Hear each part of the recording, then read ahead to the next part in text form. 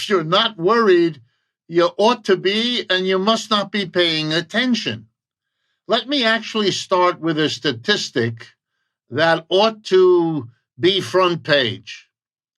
Yesterday, Monday of this last week, the Atlanta Federal Reserve Bank released its latest estimate for what is going to happen to the gross domestic product of the United States this year, 2025.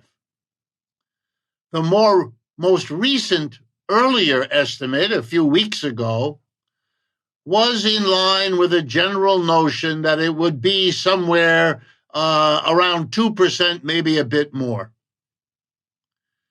The number released yesterday is that the GDP in this year of the United States will decline by 2.8%. That's called a major recession. That's the prediction of the Atlanta Federal Reserve Bank.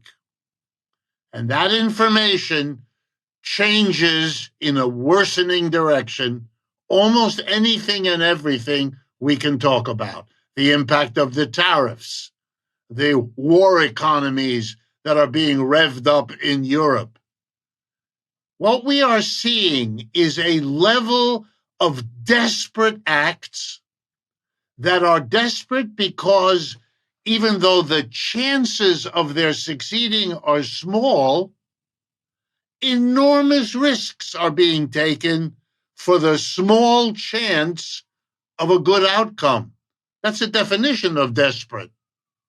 So, for example, the Europeans.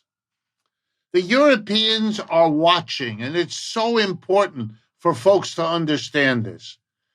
Europe was the center of the universe for most of the last 15 centuries, at least for most of us.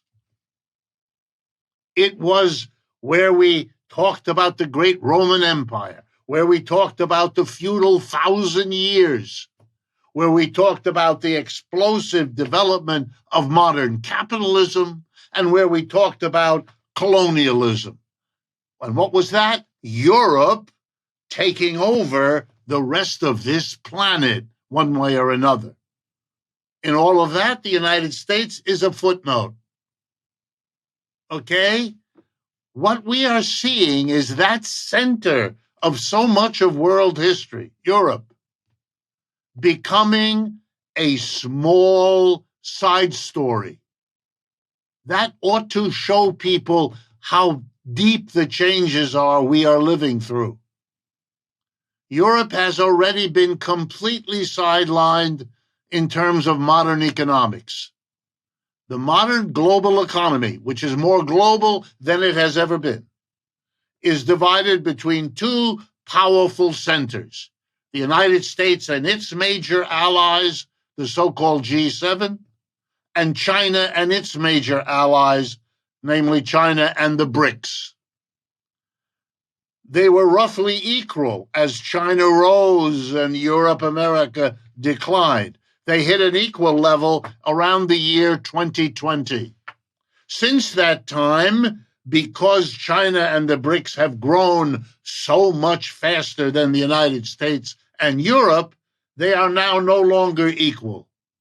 G7, Europe and America basically account for about 28% of the world's output.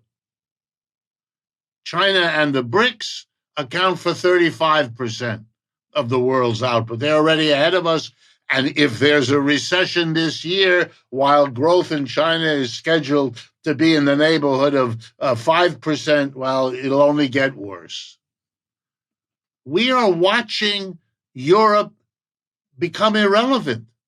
It's not in this story. It used to be a sidecar of the United States. And that sidecar has just had the button pressed. It's off on its own. It cannot keep up with the technological advances of Silicon Valley in the US and of China in the rest of the world.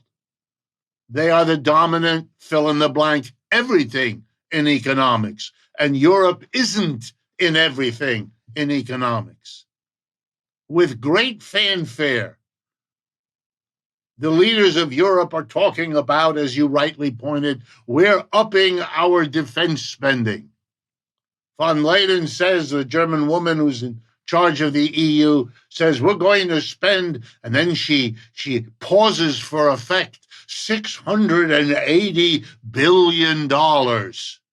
Then she adds in a low tone, over the next 4 years. $680 billion puts you in kindergarten. These are numbers that don't matter.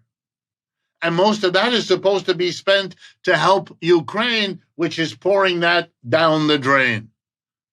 So they'll build up a defense, spend it in Ukraine, and then they won't even have it. It's a bad joke. The public relations may work for people who don't know, but for anyone paying attention, Europe is plunging into irrelevance globally from having been the dominant leader of everything globally. That's the crucial thing. Yeah, the defense companies in Europe will get some more contracts. They're happy. But the only way the Europeans can shovel resources into defense is if they take them away from everything else at a time when the European economy is already in trouble. The strongest country in Europe is Germany. It is in a recession as I speak with you. They're going to have to take money away from all the social services that Europeans have demanded and forced their governments to give them. Social services that Americans can't even imagine. Let me remind you all, in France, a country I know real well, so I'll use it as an example, but it's true for most of the others, at least in the Western part. Once you go to work, you graduate high school or college, your employer is required to give you 5 weeks of fully paid vacation every year. That's the law. Doesn't depend on a union contract. It's the law. You get medical insurance for illness or injury from the day of your birth to the day of your death, period. Going to college, the tuition in France is 0. On and I could go on.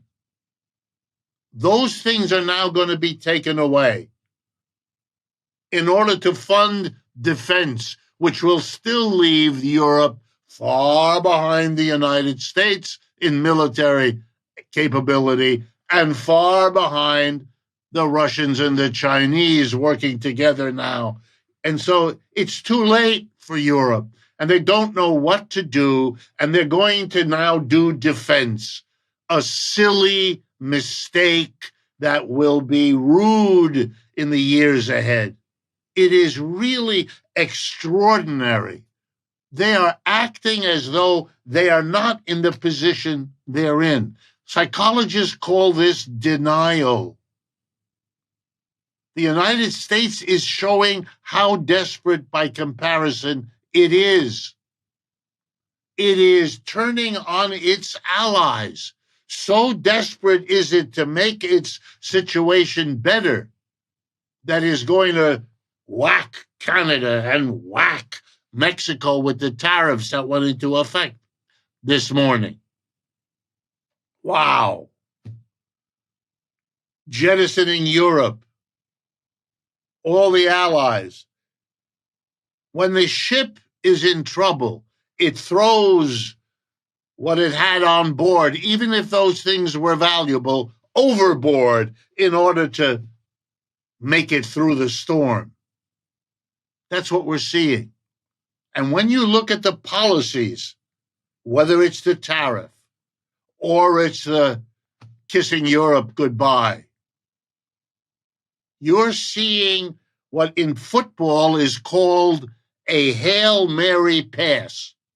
It's when the quarterback, knowing that defeat is imminent, leans back and heaves the ball down the field, having told his teammates to run in that direction in the hope that the ball will bounce around in the air and eventually come down in the arms of someone on his team rather than the opposing team. Is that possible? Yes. If you ask me, is this collection of desperate acts actually going to save the situation?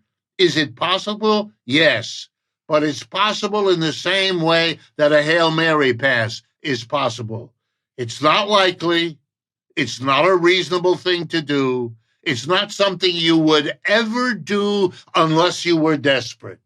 Americans have got to understand this, or else they will see each step in this disaster all by itself without understanding the larger process in which we are now involved.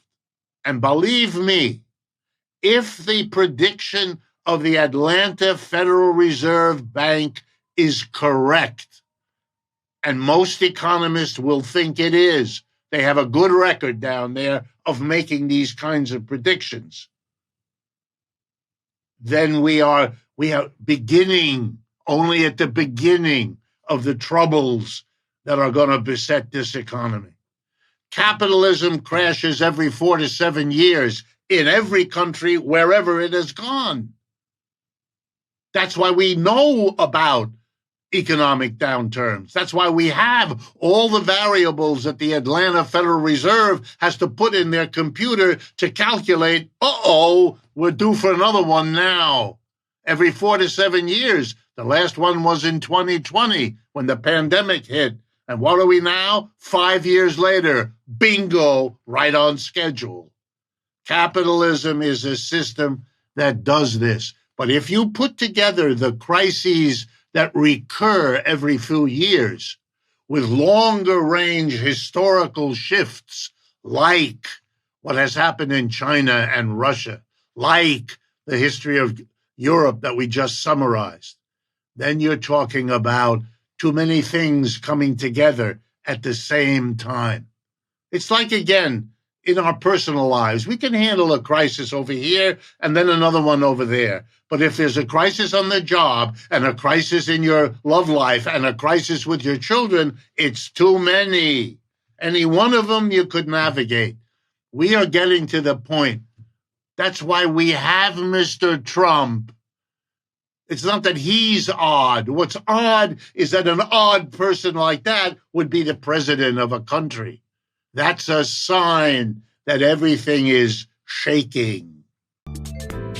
偷偷告诉大家，我最近发现了新法宝 Royal Face 逆时奇迹系列，它有活肤露、全效精华，还有精华霜。尤其我皮肤比较偏干，所以我非常的注重保湿。保湿做得好，肌肤自然烹润。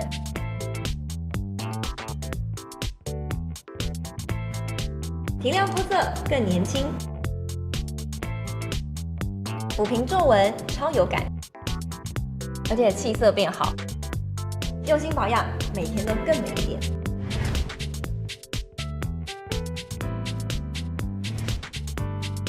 美吧。